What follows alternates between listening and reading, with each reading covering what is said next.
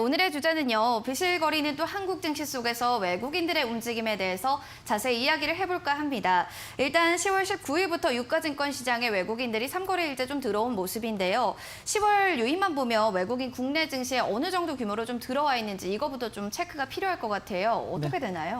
자, 일단 10월 달, 지금 8월, 9월은 외국인들이 매도를 했고요. 10월 달부터 이제 순매수로 좀 전환이 됐습니다. 물론 아직까지 흐름을 좀 더 지켜봐야겠지만 현재까지는 상당히 좀 우호적인 흐름을 이어가고 있다.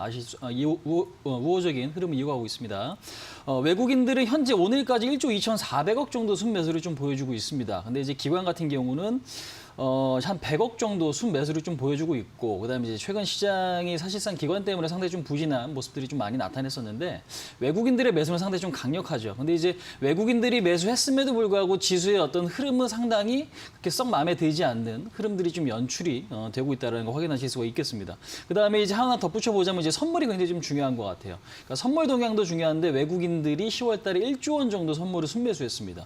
근데 이제 선물 방향성이 지금은 굉장히 좀 중요한 게 뭐냐면 오히려 현물보다 선물이 좀 더 명확하게 우리가 좀 봐야 될 필요가 있는 것 같아요. 근데 이제 3월 달 코로나 이슈 이후에 외국인들이 누적해서 매수한 선물이 8조 원에 육박을 하거든요. 이제 그런 측면에서 봤을 때 결국의 방향성은 선물 방향성과 우리나라 증시가 비슷하다라는 거고, 현재는 선물 매수가 이어지고 있다라면 현재 추세는 외국인들이 좀 이끌어가는 상황에서 긍정적이다라고 보시면 될 것 같아요. 그래서 10월 달은 동시 매수, 그러니까 지금 사실 코로나 사태 이후에 외국인들이 현물과 현물의 어떤 동시 매수를 이끌었던 첫 번째 달이 될 가능성이 있기 때문에 현재 수급은 상당히 좀 우호적으로 전개되고 있다. 이렇게 좀 설명드릴 수 있을 것 같습니다. 네. 10월 달은 뭐 현물과 선물 시장 모두 다 좀 매수세 외국인들이 들어와 있기 때문에 긍정적으로 좀 바라보셨습니다. 그러면 좀 외국인의 매수 시장에도 이렇게 우리 시장이 좀 오르지 못하는 원인은 어디에 있다고 좀 보시는지요?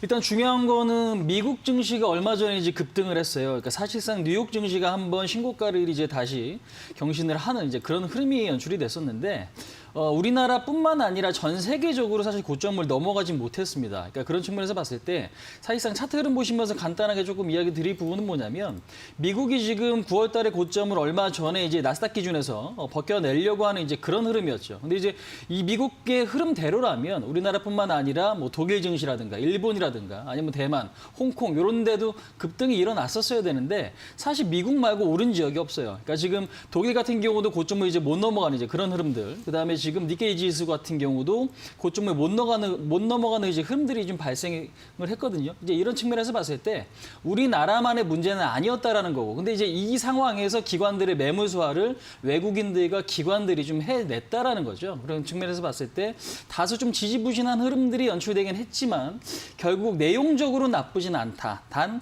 외국인들이 오히려 이제 기관들의 매물을 저점에서 좀 받아내는 이제 그런 흐름들로 봤을 때는 긍정적인 부분들도 좀 충분히 있지 않나 이렇게 설명드릴 수 있을 것 같습니다.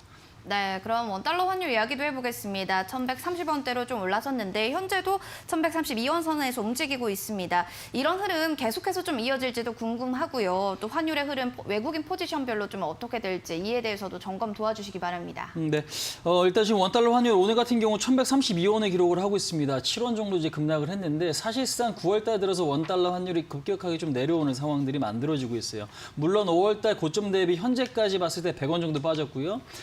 우리나라 이제 원화 절상이 한 8% 정도 이루어지고 있다고 보시면 될 것 같습니다.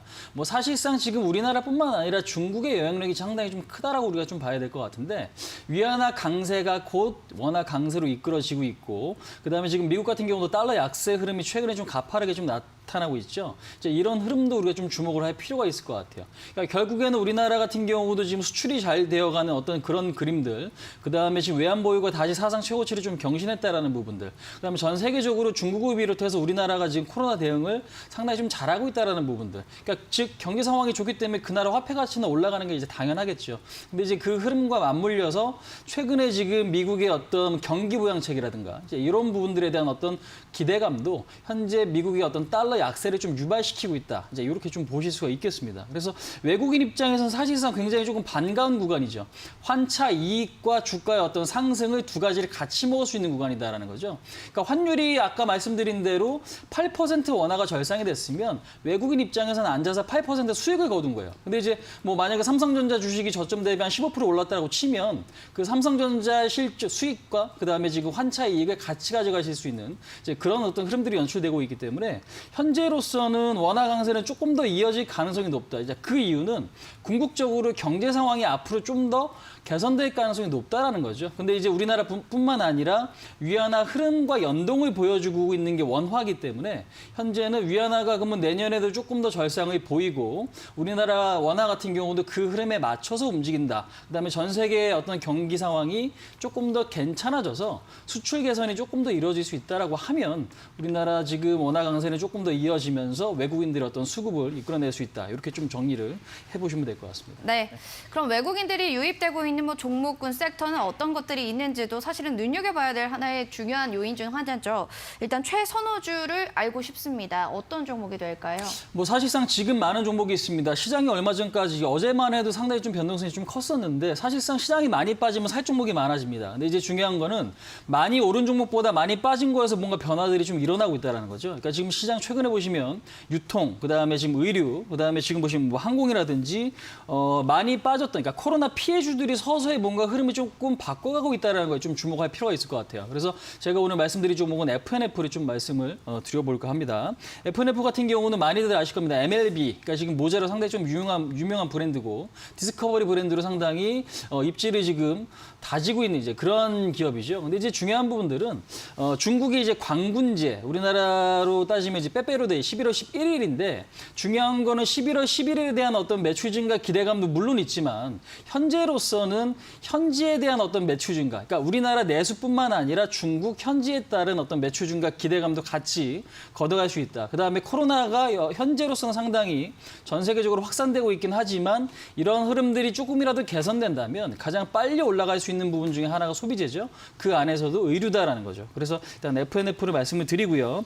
매수 가격은 10만 원에서 9만 8천 원 정도를 일단 우리가 매수 가격으로 좀 잡으시면 될 것 같고요. 전체적으로 보시면 바닥을 다지고 있다. 그러니까 즉 올해 초부터 계속적으로 저점 이탈 없이 박스권을 유지하고 있는 이제 그런 흐름이기 때문에 우리가 지금 관심 있게 좀 보자. 목표치는 11만 원, 손절 라인은 9만 원 이렇게 좀 설정하시면 되겠다. 말씀드려보도록 하겠습니다. 네, 최선호주로 FNF 봤습니다. 3거래일 연속 상승하고 있네요. 잘 봐주시길 바라겠고요. 지금까지 한국 AI 투자센터의 홍희진 대표님과 함께 이야기 나눠봤습니다. 대표님 고맙습니다.